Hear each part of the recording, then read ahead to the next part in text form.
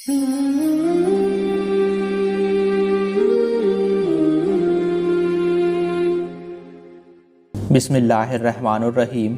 अस्सलामुअलैकुम वरहमतुल्लाहि वबरकातुहू। हज़रत इमाम रज़ी अल्लाह तआला अन्हु की रवानगी की खबर पाकर इब्न ज़ियाद ने हुर बिन रुबाही को 1000 का लश्कर देकर हज़रत इमाम हुसैन को घेर कर कूफा में लाने के वास्ते आगे भेज दिया। हज़रत इमाम हुसैन रज़ी अल्लाह तआला अन्हु ने जब लश्कर को देखा तो एक शख्स मालूम करने के लिए भेजा कि ये लश्कर कैसा है। इतने में हुर इब्न रुबाही खुद हज़रत इमाम के सामने आए और कहने लगे कि इब्न ज़ियाद ने आपको घेर कर कूफा में ले जाने के लिए भेजा है। हज़रत इमाम हुसैन रज़ी अल्लाह तआला अन्हु ने इस लश्कर में खुतबा पढ़कर सुनाया कि ऐ लोगों, मेरा इरादा इधर आने का नहीं था, मगर पै दर तुम्हारे खत पहुँचे। कासिद आए कि जल्द आओ, तो मैं आया। हुर बोले कि खुदा की कसम मैं उन खुतूत से खबरदार नहीं हूँ। हज़रत इमाम हुसैन रज़ी अल्लाह तआला अन्हु ने फरमाया, मगर तुम्हारे इसी लश्कर में बहुत से ऐसे आदमी मौजूद हैं जिन्होंने मुझे ख़त लिखे। फिर आपने खुतूत पढ़कर सुनाए। अक्सर ने सिर नीचे किया और कोई जवाब ना दिया।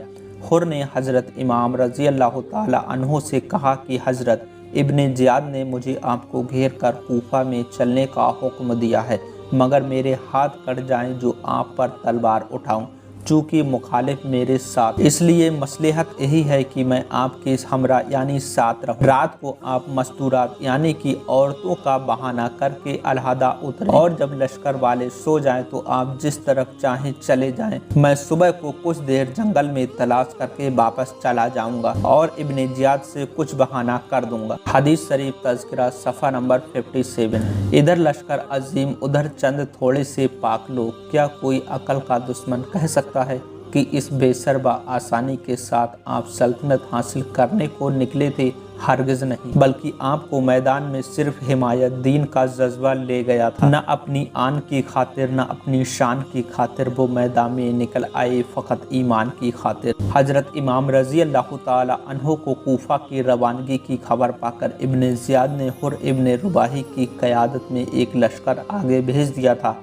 हुर इब्न रुबाही मर्द सईद ने हज़रत इमाम हुसैन रज़ी अल्लाह तआला अन्हु को मशवरा दिया कि वो मत्सूरात का बहाना फरमा कर रात को अलहदा उतरे और रात को ही कहीं तशरीफ़ ले जाएं। चुनाचे हज़रत इमाम रज़ी अल्लाह तआला अन्हु ने यही किया।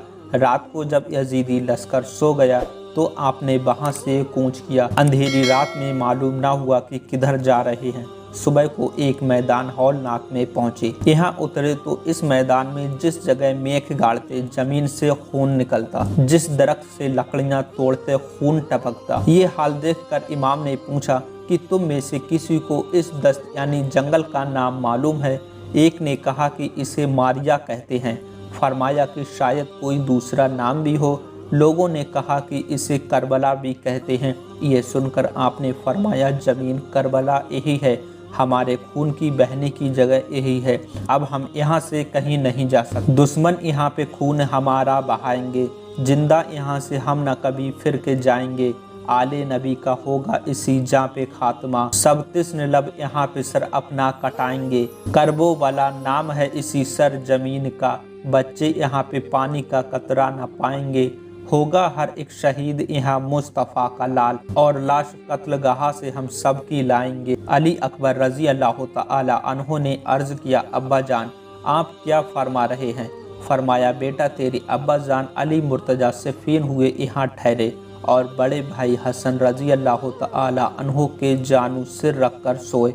मैं सरहाने खड़ा था कि रोते हुए उठे और बड़े भाई ने रोने का सबब पूछा तो फरमाया, मैंने अभी अभी ख्वाब में इस जगह हुसैन को दरियाए खून में डूबता हुआ पाँव मारता हुआ देखा और फरियाद करता हुआ देखा, मगर कोई उसकी फरियाद नहीं सुनता। फिर मुझसे फरमाया, बेटा जब तुझे इस जगह वाक़या अजीम दरपेश होगा तो तू उस वक्त क्या करेगा? मैंने अर्ज़ किया कि सब्र करूँगा। इस पर फरमाया, बेटा ऐसा ही करना कि सब्र करने वालों का सवाब बेशुमार है। ये फरमाकर आपने असबाब उतरवाया और नहर फरात के पास खेमा नस्ब फरमाया।